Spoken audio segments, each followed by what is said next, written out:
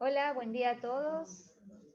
Después de un tiempo en el cual no pudimos hacer el encuentro habitual de los jueves por diversas razones, por suerte hoy podemos volver a encontrarnos para el último Ateneo de este ciclo tan particular que fue el año 2020.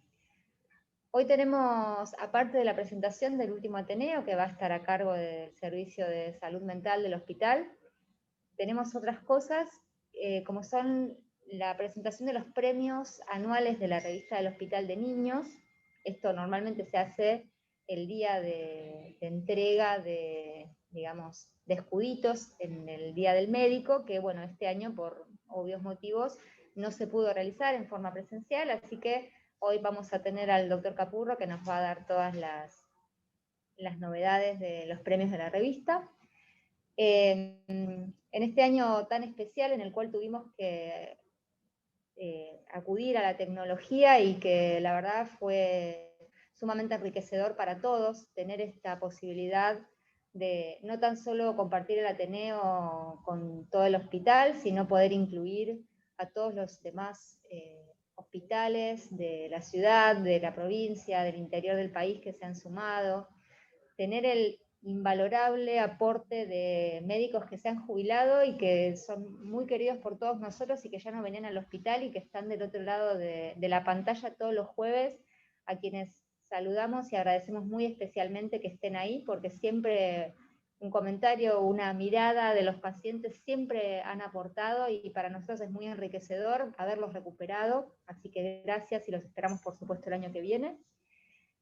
Y bueno, cerrando entonces este ciclo, el Servicio de Salud Mental nos va a traer una experiencia que hicieron en este año tan importante de pandemia, que fue también muy importante el apoyo que nos dieron a nosotros los médicos que estuvimos en forma presencial en el hospital, haciendo reuniones periódicas, viendo cómo estaba, digamos, el clima, acompañándonos, y la verdad que quiero públicamente agradecer a Sandra y a todo el equipo de salud mental por todo este apoyo que nos dieron durante la pandemia. Creo que fue muy importante.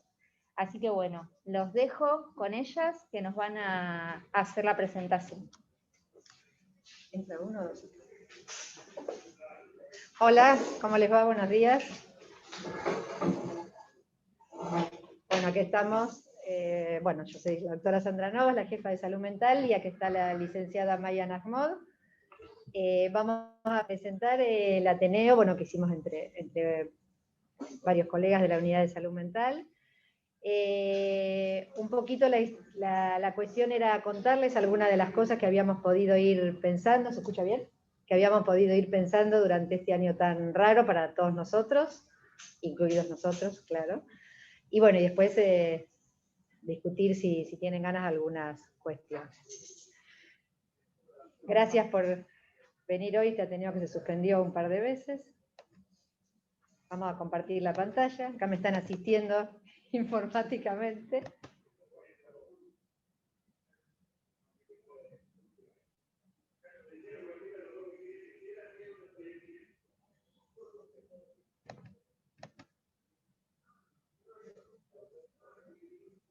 ¿Me ayudas para...?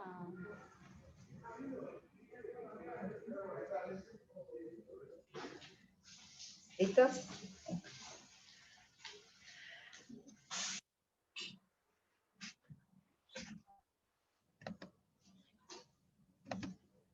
Bueno, antes que nada quería agradecer a ustedes la presencia y a todos los profesionales de la unidad de salud mental, los profesionales de planta, los profesionales de formación, los residentes concurrentes, los rotantes, que tuvimos varios rotantes que cuando empezó la pandemia estaban acá, muchos se quedaron, muchos se tuvieron que ir, bueno, todos han colaborado y han trabajado un montón, bueno, al igual que todo el hospital, ¿no? En todo este año. Así que bueno, agradezco públicamente a ellos y obviamente a toda la comunidad hospitalaria. Bueno, ¿qué pasó? Empezó el 2020, empezaba un año como cualquier otro, algunos, entre ellos yo, tuvimos la suerte de tomarnos unos días de vacaciones en enero o febrero antes de empezar el año, y así estábamos preparándonos para el año cuando de golpe empezamos a recibir información sobre un virus, un coronavirus. muy conocido para algunas disciplinas, no tanto para nosotros. Un virus que estaba en unas tierras lejanas, si esto fuera un cuento se diría así, ¿no? Un virus que apareció en tierras lejanas y del cual empezamos a enterarnos. De golpe, el virus ya no era tan lejano, empezó a diseminarse por todo el mundo, de golpe la epidemia parecía que iba a ser una pandemia, de golpe tuvimos, recuerdo acá mismo donde estamos ahora, un Ateneo que dieron los profesionales de epidemiología y de infectología de este hospital, explicando a la comunidad hospitalaria, todos en esta aula, una situación rarísima de pensar ahora, acerca de lo que pasaba, de lo que se trataba esta epidemia. Y de golpe, casi sin darnos cuenta, un día amanecimos con la ciudad vacía, con un estado de alarma, con una cuarentena, ¿no? Para algunos ni siquiera sabían qué significaba eso, todos lo repetían, pero no todos sabían qué significaba el tema de una cuarentena. Y a partir de ahí, casi de un día para el otro, entramos en alerta, ¿no? Entramos en emergencia, todos nosotros, todo el país, todas nuestras familias, todos, sin saber muy bien qué pasaba. Y cuando uno entra en emergencia, en estado de alerta, es como estar en guardia en el sentido literal y en el sentido de hacer guardia, ¿no? Todos los que hemos hecho guardia alguna vez sabemos que cuando uno empieza una guardia, bueno, empieza, sabe cómo empieza, nunca sabe cómo termina, nunca sabe lo que va a pasar, nunca sabe si la guardia va a ser tranquila, no va a ser tranquila, qué pacientes van a venir, cuáles no, y está siempre en un estado de alerta, ¿no? Bueno, y ahí, así estuvimos nosotros. Ustedes saben que, lo saben mejor que yo, la comunidad hospitalaria, que el estrés es un mecanismo de defensa del organismo, aunque la palabra vulgar de estrés es algo malo, en realidad la persona que dijo el estrés en 1930, creo 1940, dijo que era la sal de la vida, ¿no? Y es cuando el organismo se pone en funcionamiento por un lado, para la defensa, para la acción y para la defensa, y en definitiva para la huida en el sentido de la defensa del organismo, ¿no? Entonces, ¿qué pasa cuando uno está en esta situación de alerta? Bueno, empieza a hacer, quiere hacer, no sabe bien qué, pero quiere hacer. Todo el mundo necesita hacer algo. Algunas cosas productivas, otras no. Si ustedes piensan en una guardia hospitalaria, en una guardia, cuando uno llega a una guardia, sobre todo si es extraña, ve que hay gente que se mueve de un lado para el otro, que hace, que llama, que sube, que baja, todos hacemos algo. Y fue lo que intentamos hacer en este momento, ¿no? Hacer era obtener información, ver qué era lo que pasaba, de qué se trataba este virus, qué iba a pasar, qué no iba a pasar, enterarnos, ir, volver, porque de golpe había gente que quedó fuera del país, los familiares, entrar, salir, etc., ¿no? Había que hacer cosas. Y a partir de ahí, el tiempo cobró otra dimensión para nosotros, ¿no?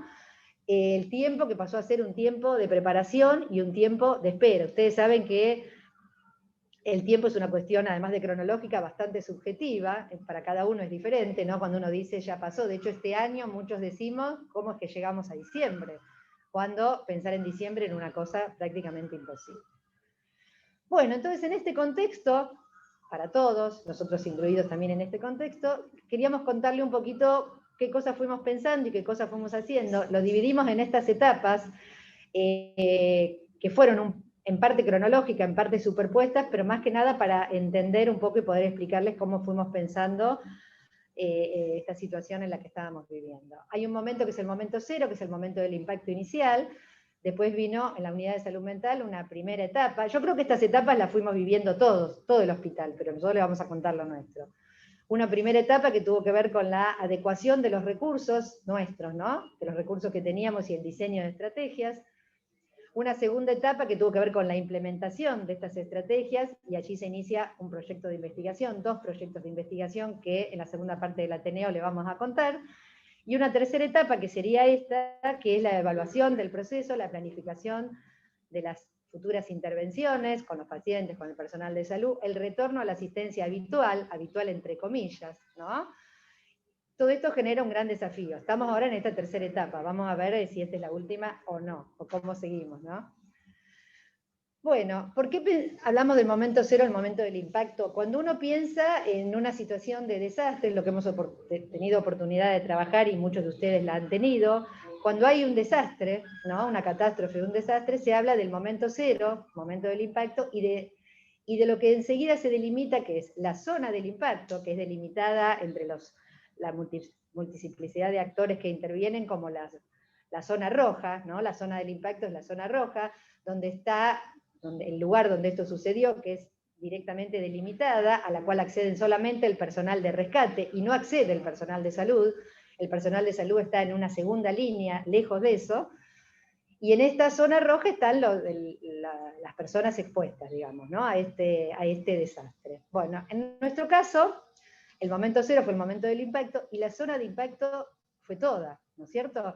Porque esto pasaba no solamente en el país, sino en todo el mundo, más allá que hay ciudades o países que fueron afectadas primeras o después. ¿Cuál era la población expuesta, o cuál fue la población expuesta, o cuál es? Todos nosotros. Y nosotros tenemos una doble exposición. Primero, como integrantes de la población, nosotros somos integrantes de la Ciudad de Buenos Aires y de este país y del mundo, y segundo, somos personal de salud, por lo tanto teníamos de golpe de ser personal de salud, que es una frase que para algunos está muy clara y para otros no tanto, ¿no?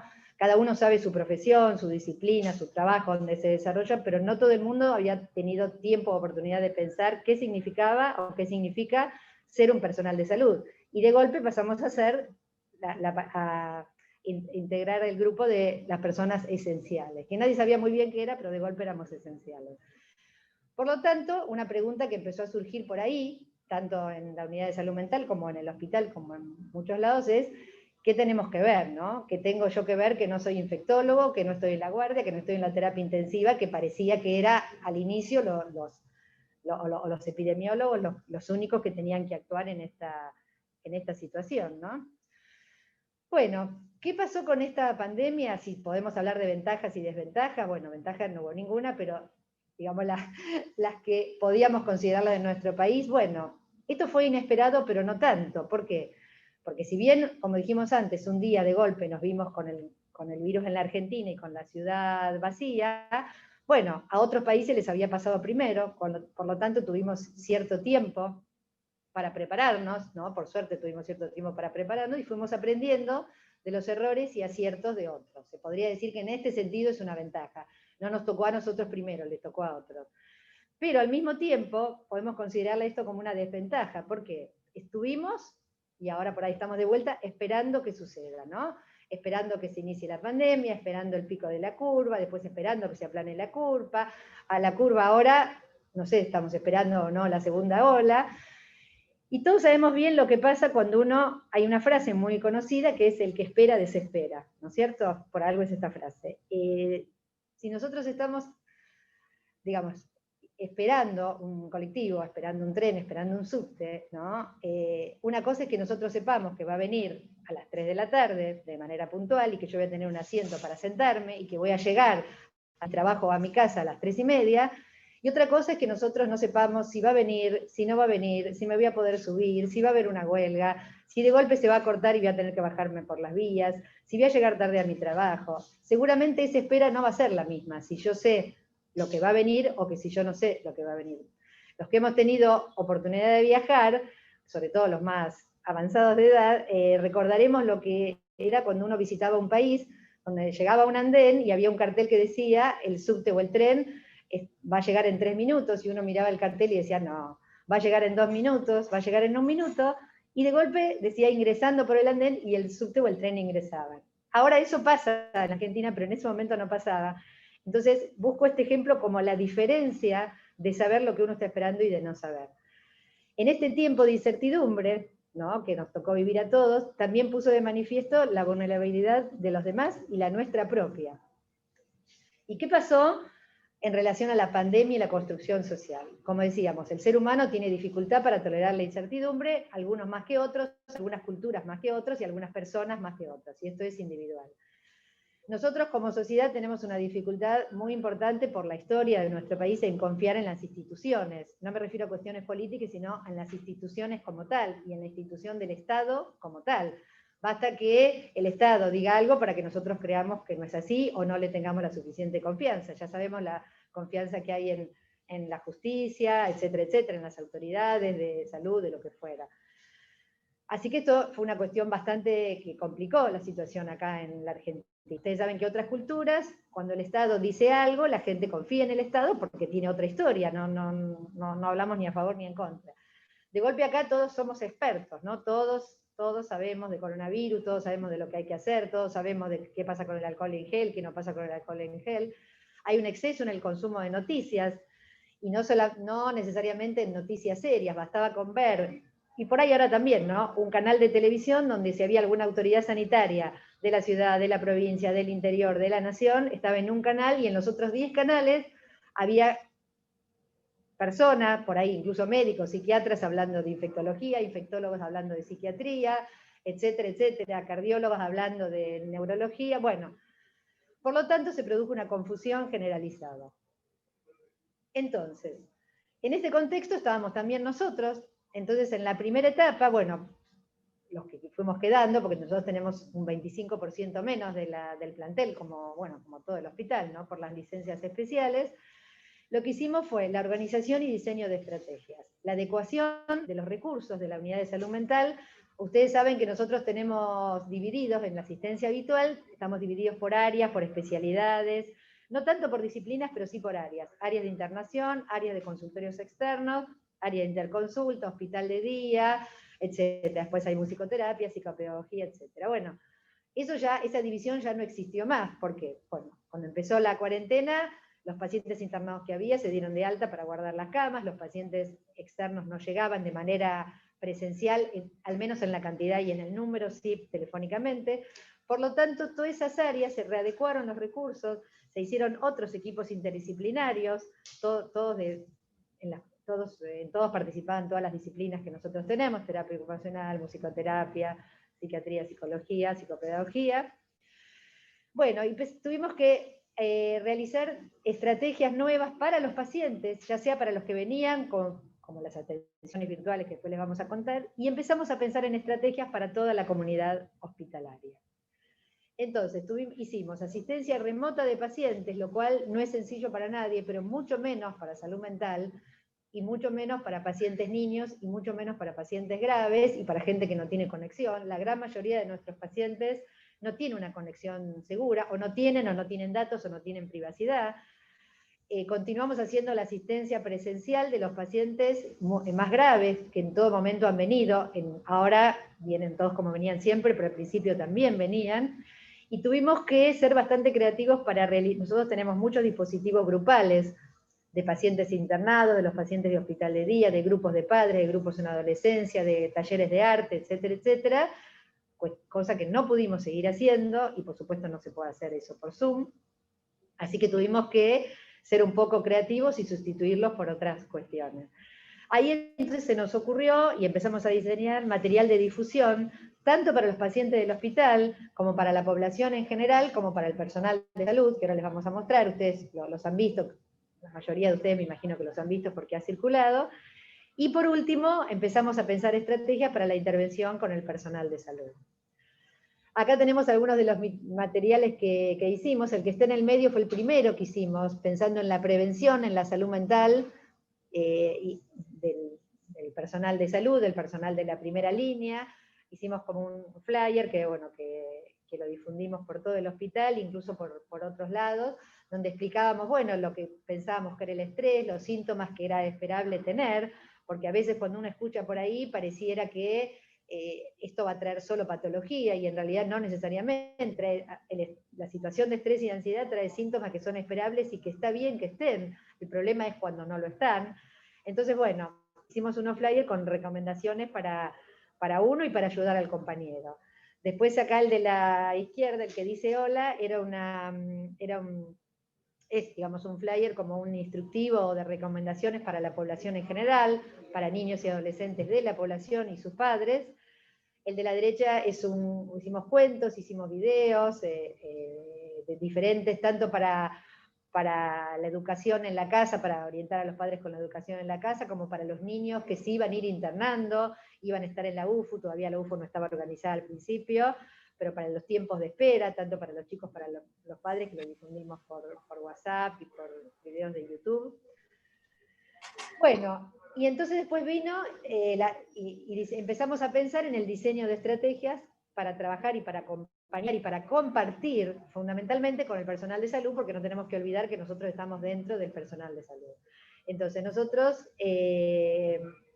ofrecimos y trabajamos con casi todos los lugares, con los que así lo quisieron, de todo el personal de salud, médico, de enfermería, administrativo, de limpieza, de alimentación, etcétera, etcétera, con algunos más que otros. Bueno, ¿qué empezamos a buscar al mismo tiempo que empezamos a trabajar con ellos? Empezamos a ver que ya había publicaciones en abril, en mayo, hubo varias publicaciones chinas bastante importantes acerca de lo que se había encontrado como síntomas o como características en el personal de salud que había estado expuesto a la pandemia, como insomnio, ansiedad, depresión, somatización, síntomas obsesivos compulsivos, y también encontramos que ya había habido en la literatura internacional estudios que habían investigado estrés postraumático en relación a la atención del SARS, ¿no? En el año 2004, entre el 2004 y el 2009 hubo varias publicaciones que las buscamos. Entonces ahí dijimos, bueno, como siempre decimos, si les pasa a todos, ¿por qué no nos va a pasar a nosotros? Así que nosotros vamos a organizar intervenciones con nuestro personal de salud y también con nosotros, ¿no? Hicimos intervenciones individuales y grupales presenciales, obviamente grupales día 2, día 3, hicimos intervenciones virtuales y telefónicas. Este es el total de las prestaciones realizadas hasta el 15 de noviembre. ¿Por qué el 15 de noviembre? Porque nuestro Ateneo iba a ser, bueno, ahí a fin de noviembre, que después se suspendió. Así que hasta ahí teníamos 394 prestaciones realizadas, 263 individuales y 131 grupales. Y como dijimos, se realizaron entre todas las áreas y los servicios del hospital.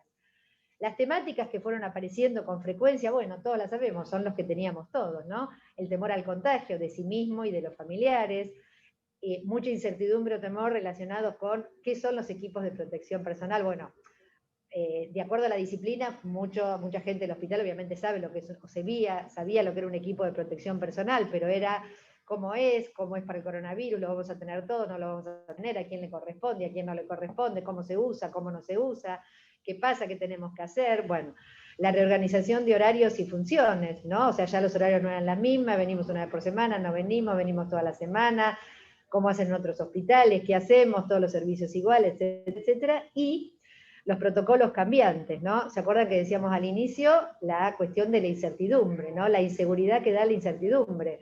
¿Y qué pasaba con los protocolos? ¿Eran cambiantes? Porque los protocolos eran cambiantes. Recién nos cruzamos viniendo para acá con Paula, con la doctora de la Lata, que bueno, le decíamos que le íbamos a nombrar, porque ella cada vez que nos venía a explicar un protocolo decía, bueno, hoy es así, mañana va a ser otra cosa y pasado va a ser otra cosa, hoy es así, ¿no?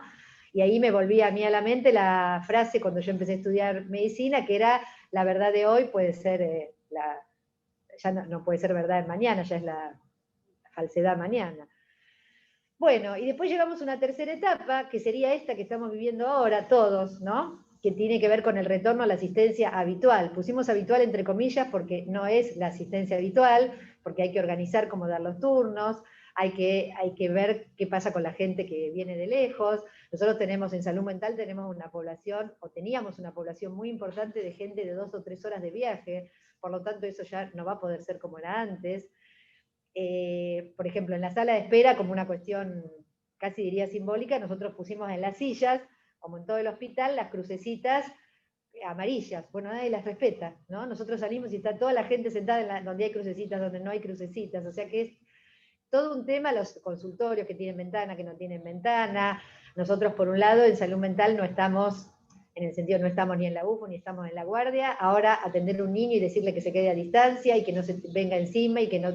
es bastante complicado. Bueno, así que estamos organizando eso y intentando ayudar a organizar algunos sectores del hospital también, la asistencia que también va a ser diferente, como algún pediatra nos decía, es como raro no darle un beso o no abrazar a un paciente que atiendo hace no sé cuántos años, ¿no?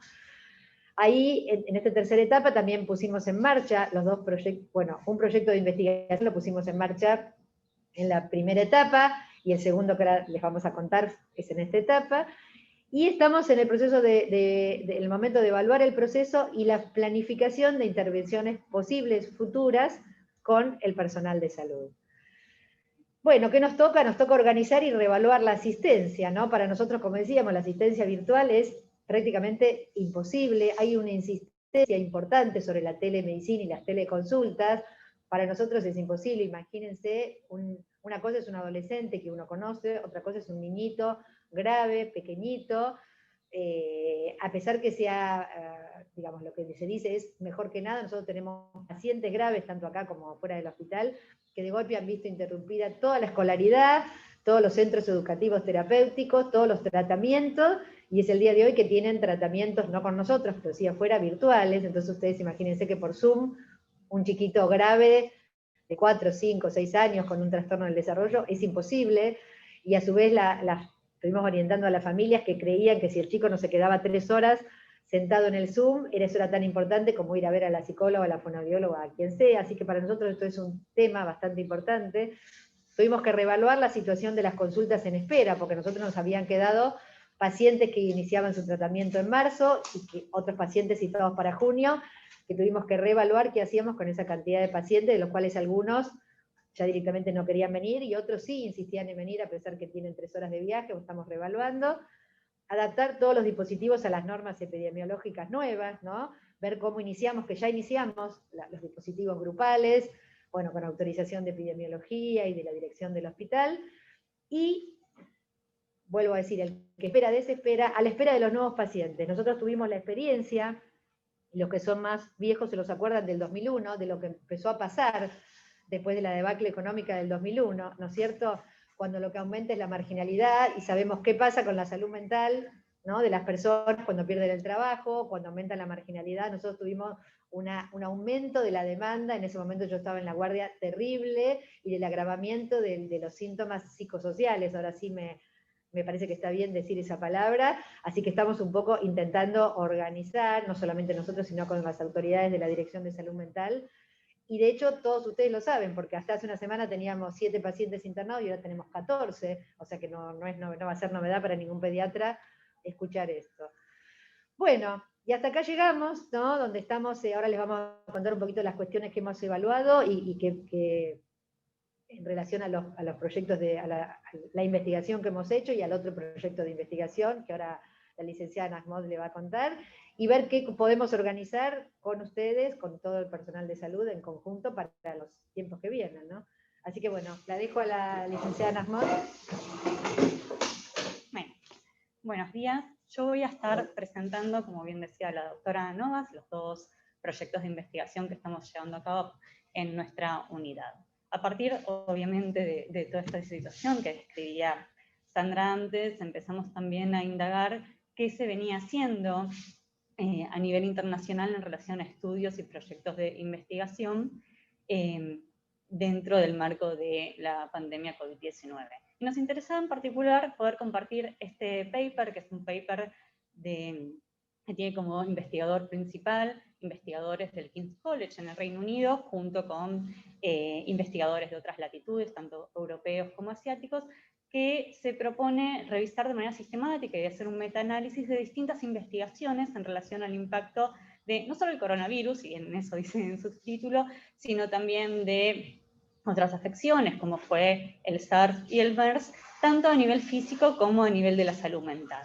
Y lo interesante de este paper es que marca, y esto después se ve también en otros estudios y en literatura internacional en relación a este tipo de temáticas, valores bastante destacados en relación a miedo, insomnio, ansiedad, burnout, manifestaciones ansiosas, entre otros.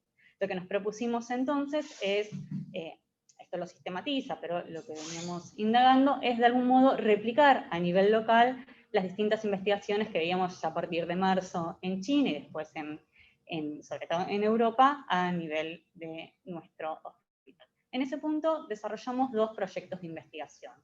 Un primer proyecto donde nos interesaba describir el impacto emocional en el personal de salud del hospital en el contexto de la pandemia 19, donde poníamos especial foco en describir el impacto emocional en función también de la evolución temporal de la pandemia, por lo cual decidimos ir midiendo una serie de indicadores en 3 momentos temporales diferentes.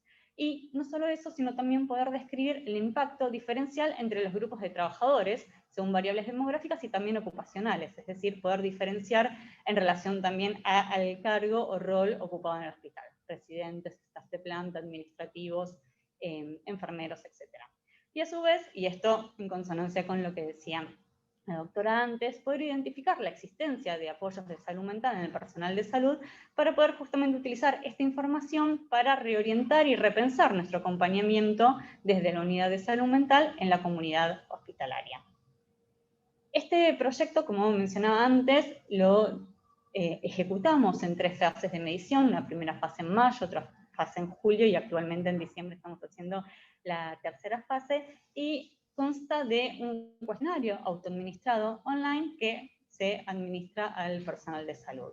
Las 2 primeras fases incluyeron la escala GAT de ansiedad, la escala GAT-7 de ansiedad, la escala de Maslach para burnout, cuestionarios sobre sueño y también indagamos sobre los apoyos recibidos en salud mental. En la tercera fase incluimos también la escala de trauma de Davidson para la evaluación de trastorno del estrés postraumático. Bien, queríamos compartir con ustedes los resultados preliminares de las 2 primeras fases, la de mayo y la de julio. Estamos ahora, como mencionaba antes, administrando la tercera fase, si bien obviamente nos falta un desarrollo más puntilloso respecto del análisis de datos, no queríamos dejar de mencionar algunas cuestiones que nos parecían interesantes. En principio, la primera fase, pudimos contar con un N de 244 encuestados, en la segunda, en julio, un N algo menor, de 100, bueno, ahora me tapa, el número de 146 creo que es, con una media de edad y un porcentaje en relación al género bastante similar.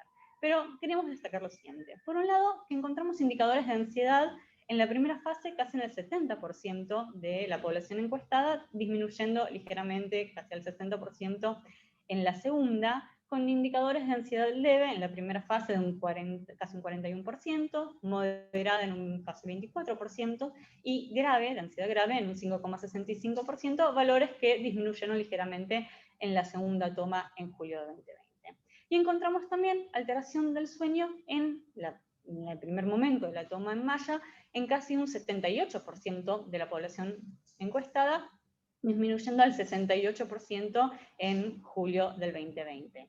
¿A qué nos referimos con alteraciones del sueño? Nos referimos a alteraciones tanto en la conciliación del sueño, como también en dificultades en permanecer dormido, o en un despertar precoz en relación a cómo venía siendo el sueño, el mantenimiento del sueño. Es decir, cuando nos despertamos antes que suene la alarma. Lo que encontramos en estos porcentajes bastante elevados es quizás uno o varios de estas dificultades en el sueño. En relación al burnout, encontramos indicadores de burnout en la primera toma en mayo del 12,61% de los encuestados y disminuyendo al 7% en la segunda fase. Recuerden que por burnout nos referimos a un cuadro de agotamiento emocional, despersonalización y falta de realización, tanto personal como laboral, en quienes trabajamos directamente en contacto con personas, y que los indicadores de burnout hablan no solamente en relación, ¿no?, con las repercusiones negativas que tienen en la persona misma, en la salud de los profesionales, sino también que impactan directamente en la tarea que realizan, en nuestro caso en la tarea asistencial. Y respecto a las propuestas de implementación del apoyo de salud mental, encontramos un incremento entre la primera y la segunda fase respecto a quienes habían recibido, del 38%, casi la mitad de los encuestados que habían recibido, habían conocido, habían tenido acceso a nuestras propuestas y nuestros dispositivos de apoyo en salud mental, pero que sin embargo disminuyó la implementación de ese apoyo del 65% a casi el 30%. Podemos extraer unas primeras conclusiones. Si bien nuestro estudio es descriptivo, esto nos permite también armar una serie de hipótesis para seguir investigando. Por un lado, que encontramos efectivamente indicadores de ansiedad y de alteración del sueño en estas primeras mediciones, y que de algún modo era lo esperado también, no solamente respecto a la literatura internacional, sino en particular pensando en que estábamos indagando en una población de personal de salud que está atravesando una situación de estrés agudo. Por otro lado, también encontramos indicadores de burnout en la comunidad hospitalaria, y en función de estas dos primeras, digamos, conclusiones, podríamos pensar como hipótesis posible, como una premisa para seguir pensando, por un lado respecto a la reducción, ¿no?, tanto de indicadores de ansiedad como de sueño como de burnout, pensando por un lado, en especial en el caso de la ansiedad, que quizás se redujo porque se pasó de un primer momento, como decía la doctora antes, de mayor incertidumbre respecto a la reorganización de las funciones, respecto al desconocimiento de la circulación del virus, respecto a tener que adoptar nuevas medidas de cuidado, y después, en la segunda fase, quizás un reacomodamiento respecto a este primer momento de mayor ansiedad, de estar de alguna manera, entre comillas, más acostumbrados también y más con más información, más a la expectativa de lo que venía sucediendo, lo mismo para poder pensar por qué disminuyen las dificultades en el sueño. Respecto al burnout, obviamente aún no lo podemos corroborar, pero estimamos, al tratarse de un cuadro más bien crónico, que seguramente en la tercera fase nos den indicadores un poco más altos. Como decía antes, esta información lo que nos permite es pensar, no solamente repensar nuestra práctica asistencial y nuevamente darle un lugar destacado a las intervenciones tempranas respecto al trabajo en salud mental para el personal de salud, sino incluso pensar, ¿no? Y por eso es importante nuestra tercera medición en relación a poder evaluar estrés postraumático, el impacto seguramente posterior a nivel emocional que va a tener la situación actual de pandemia, y también poder pensar que, esperemos que no, pero en el futuro caso de situaciones similares, tendremos mayor información para poder contar con modalidades y dispositivos aún más pertinentes y sofisticados.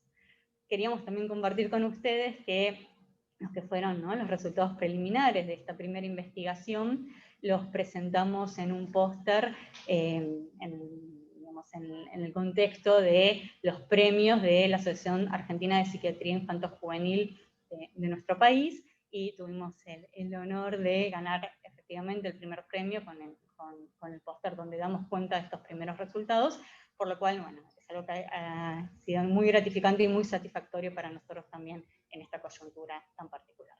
El segundo proyecto de investigación se trata de un proyecto multicéntrico que hemos elaborado no solamente con la unidad de salud mental de nuestro servicio, sino también con el Hospital Ramos Mejía y con el centro el CESAC, el Centro de Acción Comunitaria número 19, que pertenece al área programática del Hospital Piñero, donde nos interesa evaluar la frecuencia de ansiedad, de estrés postraumático, burnout en el personal de salud, según el grado de exposición a sujetos tanto con sospecha o confirmación de infección por COVID-19 en el marco, obviamente, de la Ciudad de Buenos Aires. Este proyecto lo presentamos también a la convocatoria de este año de las becas Salud Investiga del Ministerio de Salud de la Nación, y bueno, tuvimos la suerte de ganar en la categoría de estudios multicéntricos una beca, por lo tanto tenemos patrocinio y subsidio del Ministerio de Salud para realizar esta investigación.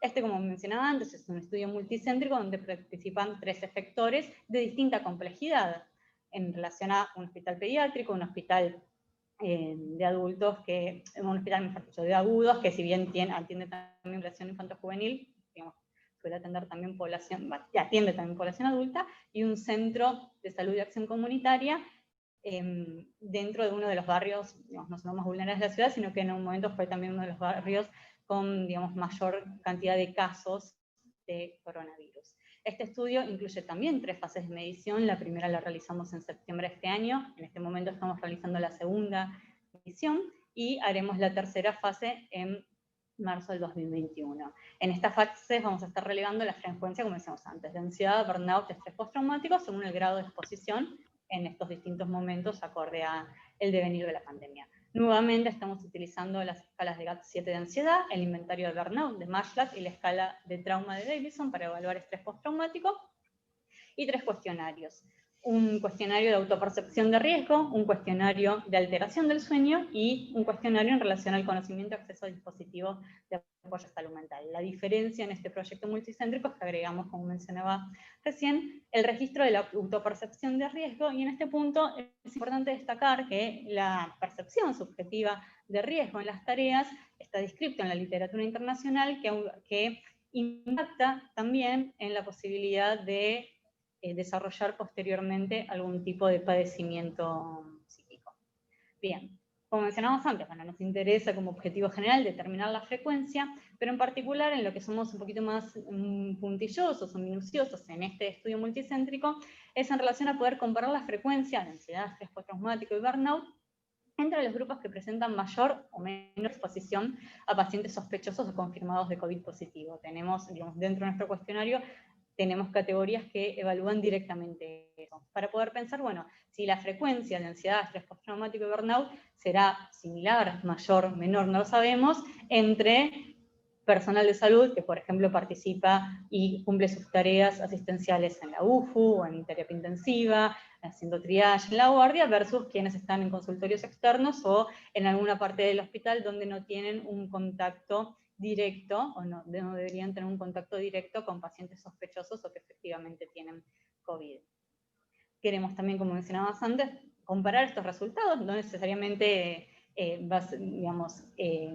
tendrán o no estas frecuencias de ansiedad, estrés postraumático y burnout entre mayor o menor grupo de exposición, pero nos interesa poder indagar respecto a esto para después poder también precisar dónde es necesario una mayor participación respecto a nuestros dispositivos de salud mental, poder relevar, como decíamos antes, la autopercepción de riesgo y ver si existe algún tipo de correlato o asociación entre la autopercepción de riesgo y el grado de exposición.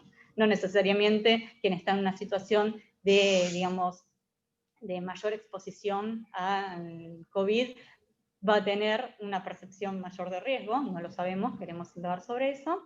Identificar también los grupos con mayor frecuencia de síntomas, según tarea, cargo y disciplina. Lo que encontramos en estudios internacionales es que tanto quienes están en la primera línea de contacto con pacientes sospechosos o que efectivamente tienen coronavirus, como también la población más joven suele tener frecuencia mayor de sintomatología ansiosa, estrés postraumático y burnout. Queremos corroborar si eso sucede a nivel local también o cómo se da en nuestra población, y finalmente describir el conocimiento, requerimiento y acceso a los dispositivos de salud mental.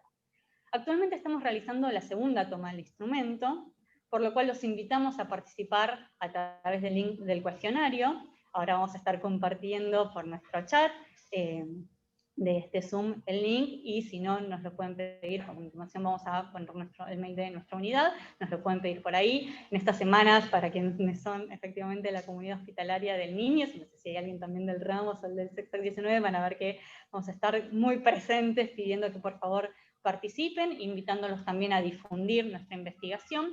La participación es anónima, es voluntaria, requiere apenas algunos minutos, lo pueden contestar desde su celular o desde su computadora, y no es necesario, esto es importante, no es necesario haber participado en la etapa anterior, en la primera fase que hicimos en septiembre, para poder participar tanto de esta segunda toma que estamos actualmente difundiendo, de aquí seguramente hasta finales del mes, como en la tercera toma que le estaremos haciendo en 2020.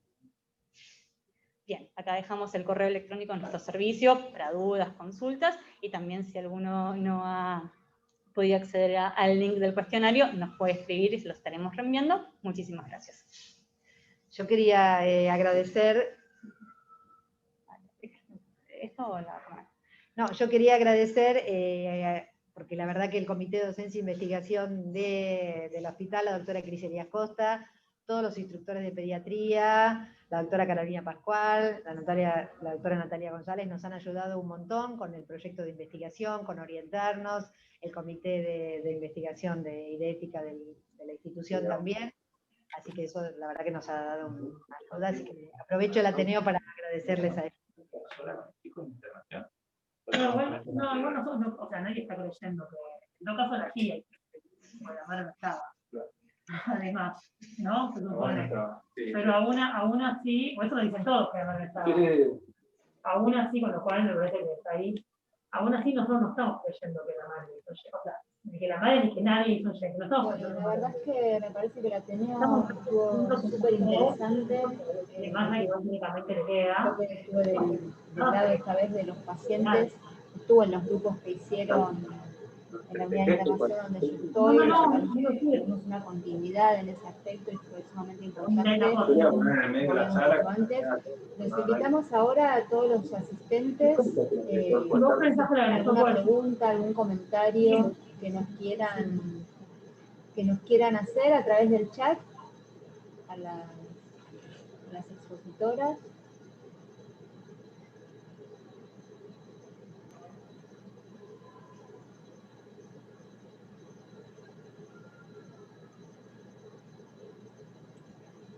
Ya silencio, Mariana.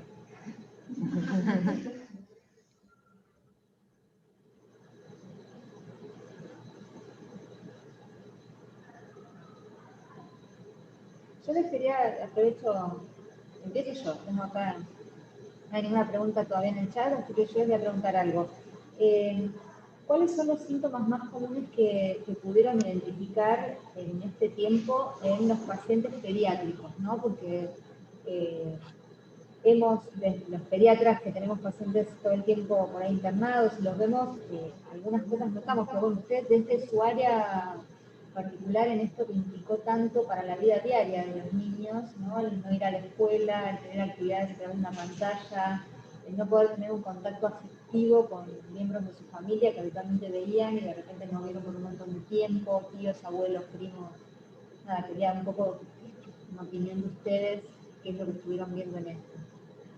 Bueno, empiezo yo. Los síntomas más habituales son, como dijimos, los síntomas de ansiedad, tanto en niños como en adultos, ¿no? No solamente habituales, sino esperables. Yo quiero insistir con esto porque se ha confundido mucho por ahí por ahí por cierta información que ha circulado, digamos, que es esperable que se encuentren síntomas de ansiedad.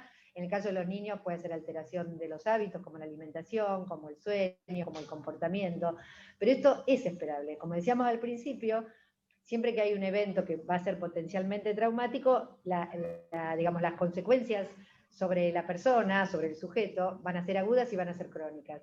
Y va a tener que ver con la intensidad de la situación vivida, entre otras cosas, y va a tener que ver con la vulnerabilidad individual de esa persona. En el caso de los niños, no olvidemos, todos nosotros sabemos que, digamos, el aparato psíquico de los niños está muy ligado al aparato psíquico de los adultos, no digo padres, pero de los adultos referentes. Entonces también depende de eso cómo se fue viviendo esta situación. O sea, a algunos los afectó el temor a la muerte de los allegados, a otros los afectó, como decía recién la doctora Natalia, la no posibilidad de contacto con otros, etcétera, etcétera. Pero una cosa es hablar de síntomas esperables, que son estos que estamos diciendo, y que muchos de nosotros debemos haber tenido. ¿Quién no le costaba dormir o se despertaba temprano? ¿No es cierto? Acá me están diciendo que sí con la cabeza. Claro, todos, ¿no? En los niños también se manifiesta de otra manera, con quejas somáticas, bueno, ya sabemos, ¿no? Como lo que le pasa a los niños. Pero esto es una cosa, y la patología psiquiátrica, como una depresión o un síntoma como un intento de suicidio, es otra cosa. Digo, porque lo que se comentaba por ahí era, bueno, el 80% de nuestros adolescentes están deprimidos. Bueno, no hay ningún dato que pueda decir que sí o que no. Hay muchos adolescentes que tienen síntomas de ansiedad, así como otros tuvieron como lo que nosotros llamamos una falsa mejoría, es decir, hay muchos pacientes con síntomas de ansiedad, lo que tiene que ver con la ansiedad social, que esto de no ir al colegio, de estar en sus casas, mejoró su sintomatología, que por supuesto es una falsa mejoría, porque esto va a terminar, son todas estas cosas que nosotros estuvimos trabajando, pero por eso digo, síntomas esperables son todos los relacionados con la ansiedad. También es esperable que un niño o un adolescente que tenga alguna patología previa o alguna vulnerabilidad, digamos, ahí sí, psicosocial o una situación de violencia, por supuesto que la pandemia en sí y el aislamiento, o sea, la pandemia como peligro en relación a la existencia del virus y el aislamiento en relación a la cuarentena, empeore esta sintomatología, o más que empeore, lo que nosotros hemos visto mucho es, digamos, se comporta como desencadenante de algo que probablemente igual se hubiera desencadenado. Esto es lo que nosotros, lo más importante que le queremos transmitir. Porque hablar de patologías, la depresión es una patología psiquiátrica, psíquica, que está en todos los manuales de diagnóstico, no es un síntoma. Una cosa es estar ansioso, otra cosa es estar triste, otra cosa es estar angustiado, y otra cosa muy diferente es estar deprimido. Digo para que pensemos, ¿no es cierto?, después hay depresiones reactivas a tal o cual situación, y después hay otro tipo de depresiones. Entonces, los síntomas que uno espera son todos los síntomas relacionados con la ansiedad y el empeoramiento, digamos, de un montón de situaciones de patología previa, que a veces el empeoramiento tiene que ver con el aislamiento y a veces tiene que ver con la falta de atención.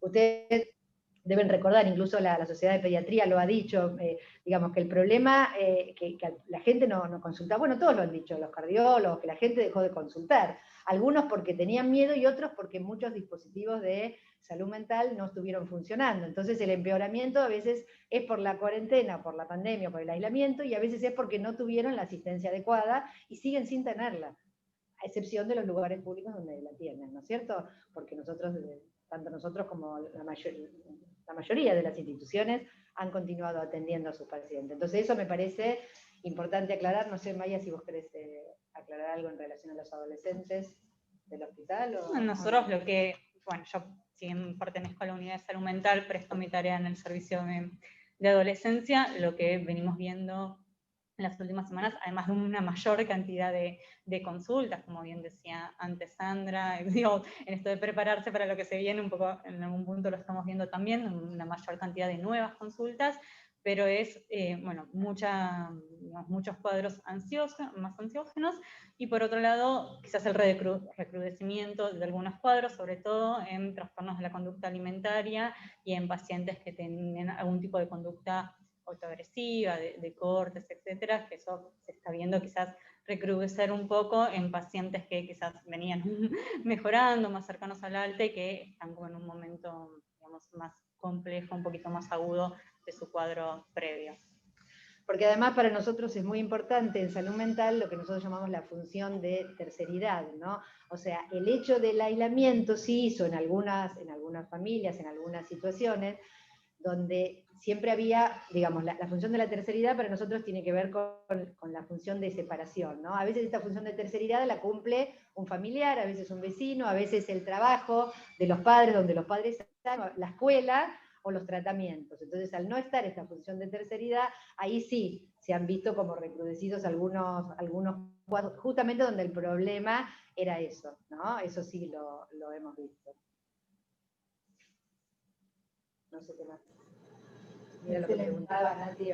Sí, no, perfecto, porque me parece que también todos vimos en los pacientes determinados síntomas y bueno, esta mirada de qué es esperable y qué puede ser más patológico y amerita una consulta específica me parece que es sumamente importante, ¿no?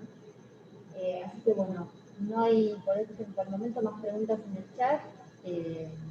Les agradecemos muchísimo por esta presentación, me parece que era muy útil también para todos, y también conocer el trabajo de los servicios es súper importante, y difundir esta investigación que va a dar datos muy importantes para el trabajo en el futuro, así que todos participen. Y si les parece bien, vamos a invitar al doctor Oscar Capurro, que ya lo vemos ahí, que va a mencionar cuáles son los premios de la revista de este año. Bienvenido. Bueno, muchas gracias. Gracias Sandra, gracias por todo el servicio y muchas gracias por participar de nosotros. Oscar, le invitamos a comenzar. ¿Se oye bien mi audio? ¿Se oye bien mi audio? Sí, se oye perfecto.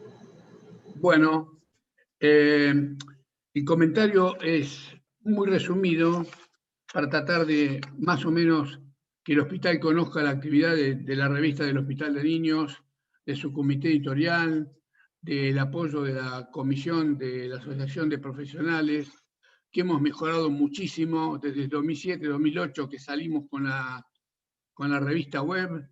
Tenemos bastante impacto, solamente voy a dar algunos pequeños valores de América Latina, pero los nuevos métodos incorporados, como el OJS, la selección de los referees para los trabajos, que cada vez aumentan de nivel, y eso va generando, con el aporte sobre todo de gente joven del hospital y de los servicios, que nos están dando mucho más apoyo de lo que pasó en aquellas épocas en que pensamos que íbamos a tener que bajar las cortinas. La verdad que nos da bastante alegría. Y tenemos un comité editorial que no solamente es un grupo de amigos, es un grupo de multidisciplina de pensamiento, donde todos somos para uno y uno somos para todos, y además, si uno del equipo hace un gol, los demás compañeros lo felicitan, cosa que se aprende mucho cuando uno practica un deporte limpio. Quiero decir que les voy a dar un pequeño resumen antes de hablar de los premios, y le voy a decir Latinoamérica. Y solamente le voy a decir las veces que entraron a leer trabajos de la revista, no cuando aparece, digamos, en el link del buscador y que aparece el hospital en la lista, sino las veces que médicos de diferentes países de América Latina entraron para la revista. Un pequeño resumen. En México entraron 40.686 en 3 meses para consultar trabajos. En Argentina 26.110, en Colombia 10.500, en Perú 8.200, en Ecuador 5.800, en Chile 4.200, en Bolivia 3.900, en Dominicana 1.800. En los últimos 3 meses tenemos un ranking de 118.000 consultas a trabajos de la revista. Así que eso nos reconforta mucho porque se ve que tenemos bastante aceptación, no solamente en países que no pertenecen a América, sino también entre los países de habla latina. En cuanto al tema de los trabajos premiados, realmente fueron muy buenos y fueron de un nivel que cada vez va subiendo, ¿no es cierto? Va subiendo en la categoría y en lo fino de la investigación, lo cual nos gratifica, porque cuando más trabajos de investigación tenga la revista, más va a tener prestigio internacional. Y a eso, los que ya nos estamos yendo, por la biología, por la edad, sabemos que va a quedar un equipo fuerte, consolidado, amistoso, cordial, en donde se discuten todas las ideas con el respeto de todos para uno y uno para todos. Voy a mencionar primero el premio Accessit, que fue elegido por la forma que se elige en la revista, donde se pone una grilla y cada integrante vota, pero nadie sabe qué votó el otro, o sea que hasta el final, que se juntan todos los datos, no sabemos quién ganó. El premio Accessit fue dado a Gaby Sulman, a Gabriela Aida Sulman, muy querida por nosotros, en su trabajo Tabaquismo prenatal, impacto respiratorio en el primer año de vida. Y eso está en la revista volumen 61 del año 2019. O sea que Gaby, felicitaciones.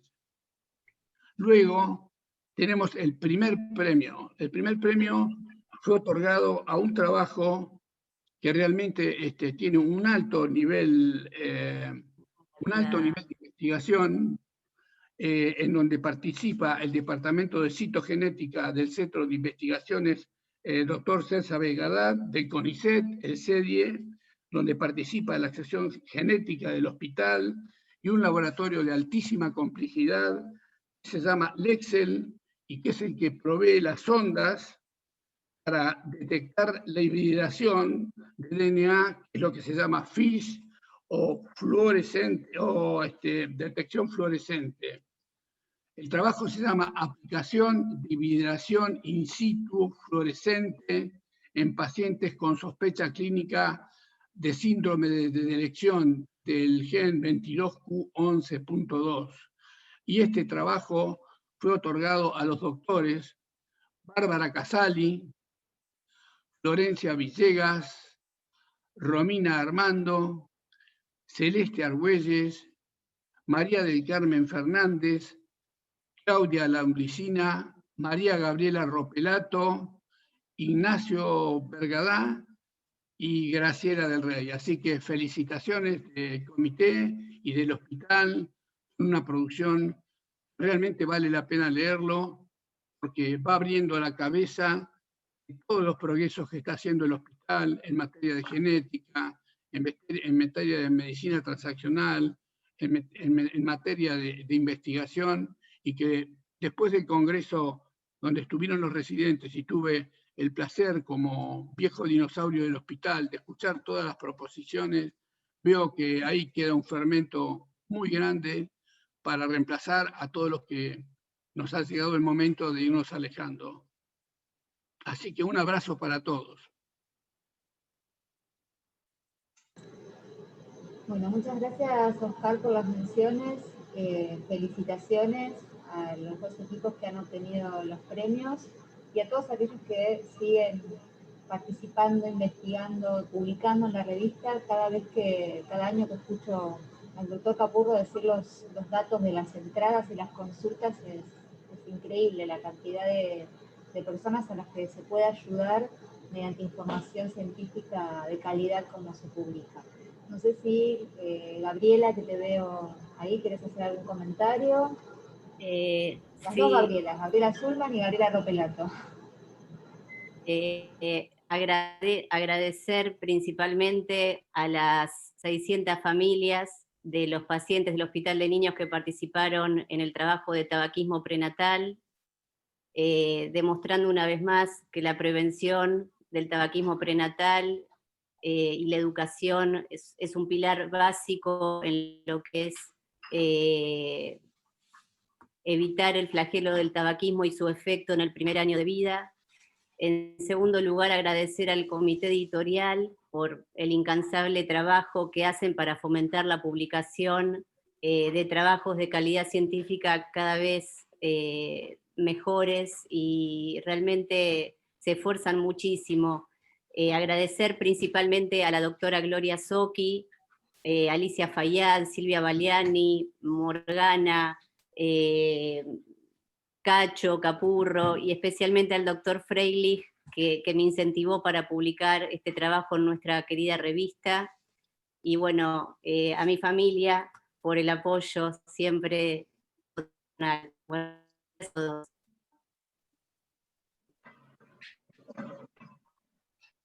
Quiero agregar algo.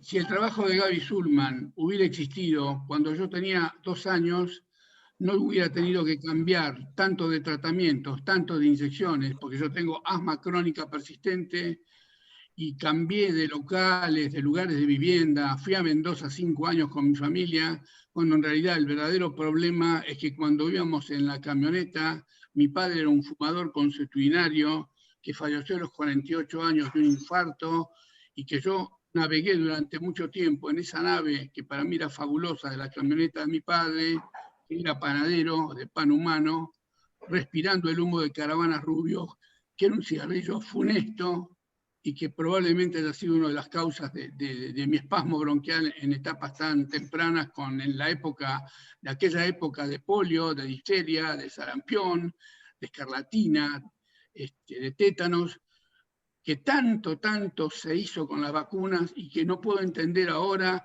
cómo puede haber gente que esté en contra de los cambios que han hecho las vacunas. Realmente no la vivieron en esa época, y como yo estoy cabalgando sobre 2 épocas, antes de ser residente, yo era médico de staff del Muñiz, me encantó el Gutiérrez, renuncié al staff y me metí en la residencia, pero en el Muñiz había salas enteras de chicos que no podían caminar, de camas oscilantes, de pulmotores porque no había respiradores, chicos que se asfixiaban con la difteria, tétanos convulsivos. La gente no sabe la medicina que vivíamos nosotros en la prehistoria y lo que hicieron las vacunas.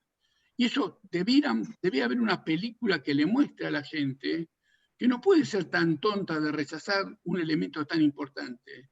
Así que, Gaby, gracias, porque tu conocimiento va a ser fundamental también para que los pediatras en la consulta externa se fijen un poco. Y además, acabo de decir que ayer fue penada el gobierno de Inglaterra porque una niña que tenía asma grave vivía al costado de una ruta muy transitada, y se pudieron determinar los niveles de contaminación en ese lugar y eran tremendamente funestos.